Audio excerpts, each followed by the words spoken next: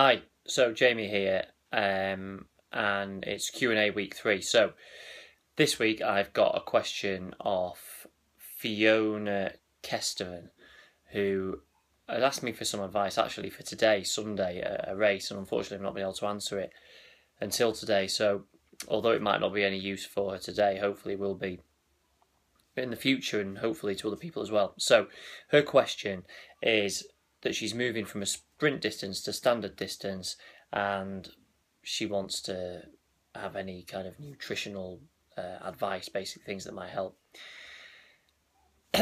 So there's numerous considerations, obviously. I think the first thing to say is that most of the changes that you make need to happen not on the day of the race or even the days leading up to the race, but really the sort of the months leading up to the race.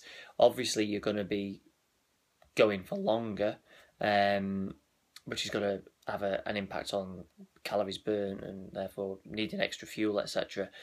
But if you can train your body to be slightly more efficient in the months leading up to it, then it basically means you can get away with kind of maybe having less energy during.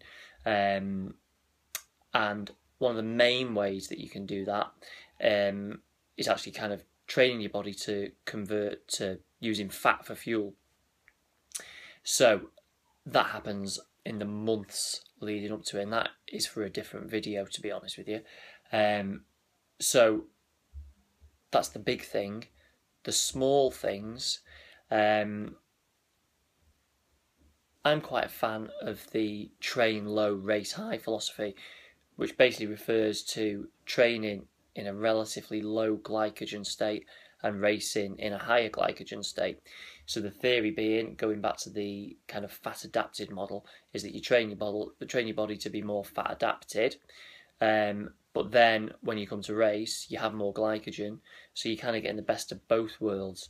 You use your glycogen in your sort of shorter bursts of effort, so when you're climbing hills, maybe sort of coming out of transition on the run, and you're sort of getting your pace up, that kind of time. So I think it's important to have some glycogen in your system, especially in a race where performance is your primary consideration, basically. So, because the race is longer, you would ideally need to eat a few more calories than you would do if you were doing a sprint distance. That kind of goes without saying, I guess. It's going to take you at least twice as long, if not longer. That's obviously not to say you're going to eat twice the amount of calories, but I would say on the sort of 3 days leading up to the event, you need to have an awareness of how much carbohydrate you're eating, preferably from good sources, so sort of potatoes, rice, and just slowly increase the amount of carbs that you're eating, not so that you feel full or heavy, but just a little bit more than you might do normally. Then before the race, so before the swim, I'm quite a fan of having a little bit of fat. So especially during the swim, which is relatively low intensity in comparison to maybe the run and climbing hills on the bike. If you could have something like a cup of coffee with a teaspoon of coconut oil in, that's going to encourage the body to burn the fat during the early stages of the race, hence preserving your glycogen for when you need it going up the hills and on the run.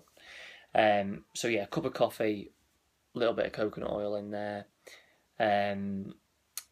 During the bike, I would then maybe look at having something with a bit of sugar in it. So I would probably make a sports drink out of something like 100ml of orange juice to 300ml of water, a little pinch of Himalayan pink sea salt maybe, to encourage the body to hold on to the fluids that you're consuming, and also having the little bit of extra energy from the orange juice.